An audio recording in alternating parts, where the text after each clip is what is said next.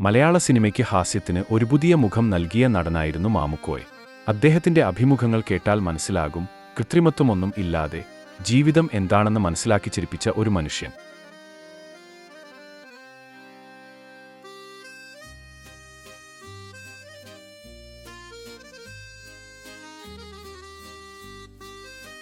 സിനിമയ്ക്കപ്പുറം അദ്ദേഹം ജീവിതത്തിൽ അടിയുറച്ച നിലപാടുകളോടെയും തികച്ചും തോന്നേറമീ സ്വഭാവത്തോടെയും ജീവിച്ച വ്യക്തിയായിരുന്നു. ഹാസ്യത്തെ അതിഗൗരവപൂർവ്വം കാണാതെ അതിനുള്ളിലെ ദാർശനികത മനസ്സിലാക്കി ജീവിച്ചിട്ടുള്ള അഭിനേതാവാണ് മാമുക്കോയ്.